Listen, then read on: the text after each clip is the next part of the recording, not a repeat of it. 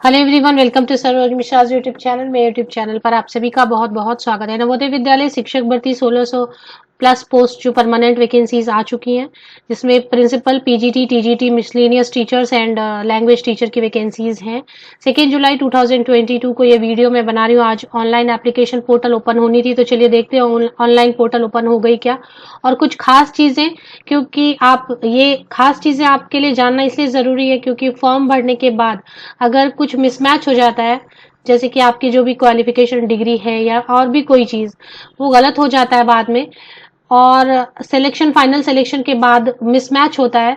जो डेटा आप देंगे, जो आप सर्टिफिकेट प्रोड्यूस करेंगे और आपने जो फॉर्म फिल किया है उस वक्त, तो फिर वहां पर सारी चीजें होने के बाद भी आपकी जो कैंडिडेचर है उसको रिजेक्ट किया जा सकता है, क्योंकि आपने फॉर्म में मिस्टेक की थी। इसलिए फॉर्म भरते वक्त सतर्क रहें, सावधान रहें, अच्छी तरीके से हर चीज को समझ लें। चलिए आगे बढ़ते हैं, मेन चीजें समझते हैं। ये सभी के लिए सरप्राइज होगा, मेरे खुद के लिए भी एक सरप्राइज था। एक्चुअली ऑफिशियल वेबसाइट पे गई मैं 1 जुलाई 2022 को लेट नाइट 9-10 बजे मैं गई वेबसाइट पर।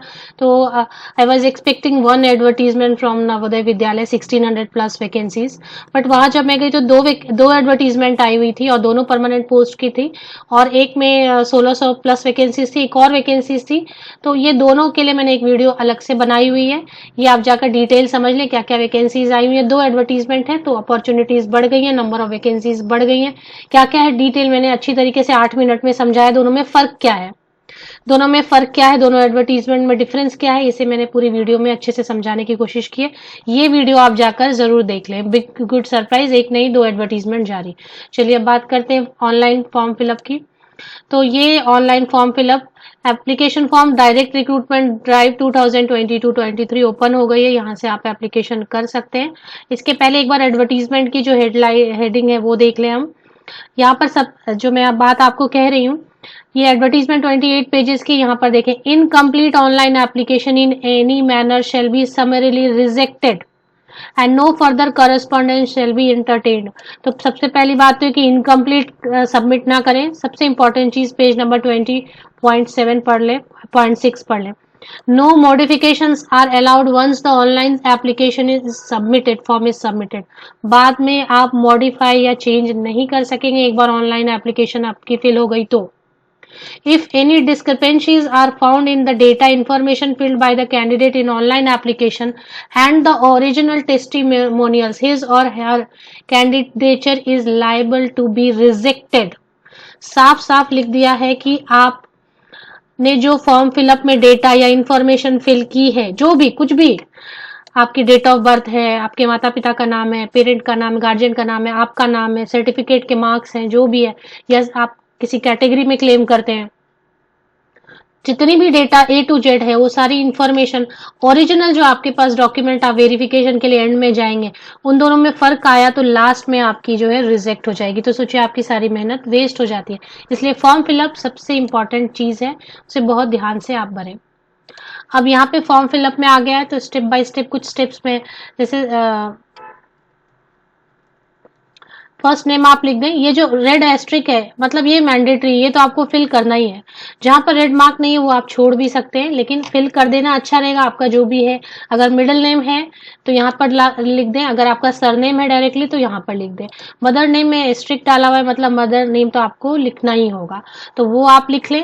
फादर्स या गार्जियंस का नेम, आप यहाँ पे पिता का नाम भी लिख सकते हैं। गार्जियंस नेम मतलब आप जिनका भी नाम लिखना चाहे, अगर हस्बैंड का नाम लिखना चाहें या फिर कोई लोकल गार्जियन है उनका नाम लिखना चाहें तो वो आप लिखें।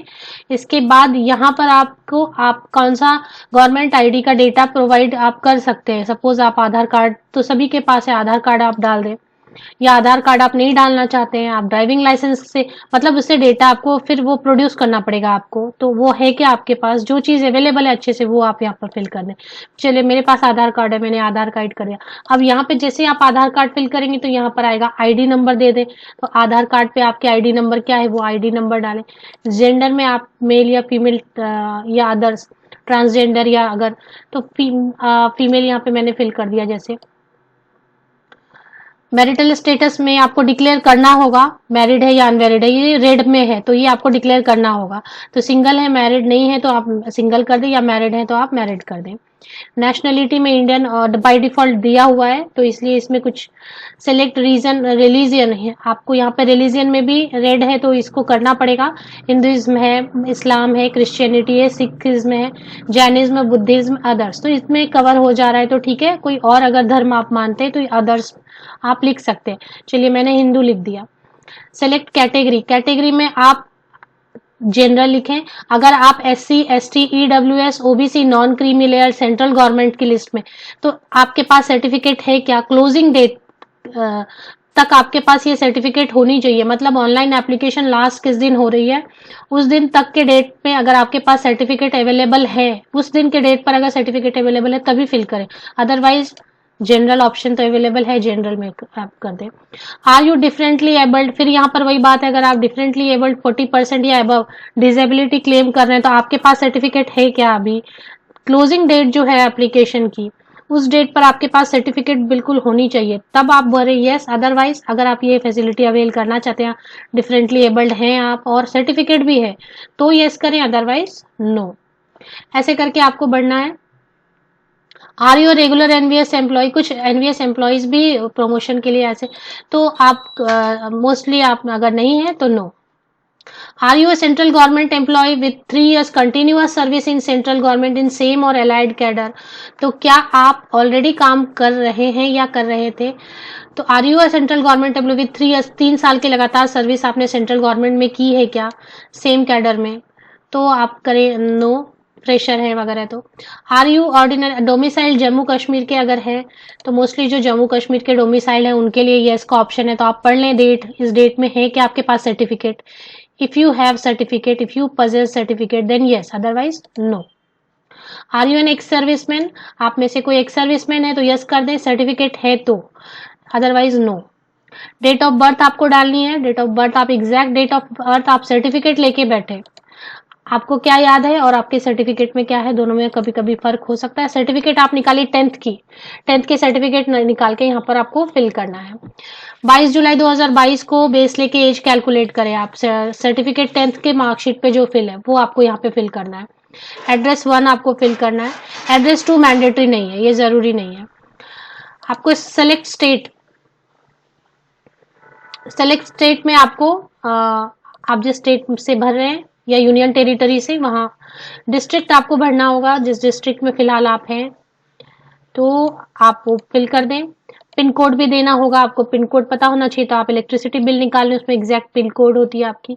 मोबाइल नंबर मैंडेटरी है फिल करना, कंफर्म मोबाइल नंबर करना, फिल रिपीट कर दें उसी मोबाइल नंबर को, वो मोबाइल नंबर जिस पर आपको किसी भी तरीके का एनवीएस की तरफ से एसएमएस आए अर्जेंट, तो आप उसको चेक कर सकते हैं, ऐसा मोबाइल वैलिड नंबर दें।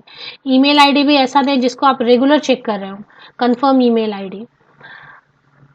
इसमें डिजिट वगैरह आप चेक कर लें। जब आप नाम फिल कर रहे थे तो कोई हड़बड़ नहीं होती, आराम से सर्टिफिकेट निकालें। सर्टिफिकेट में कैसे, सर्टिफिकेट में नेम है, मदर्स नेम, फादर्स नेम, और सेव करके रखें, बार बार रिवीजन करें उसको, एक दिन में फिल ना करें, सेव कर करके रखें आप।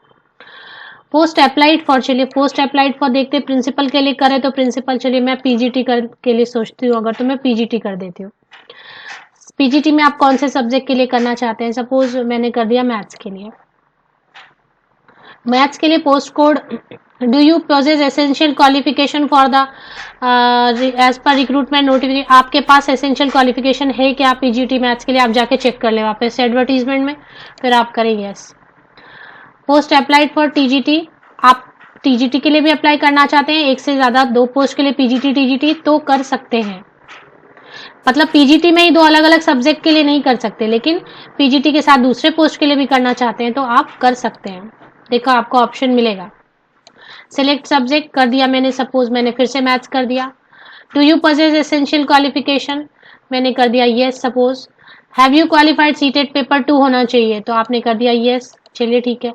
Select language for paper 6 of the test, आप कौन सा लैंग्वेज,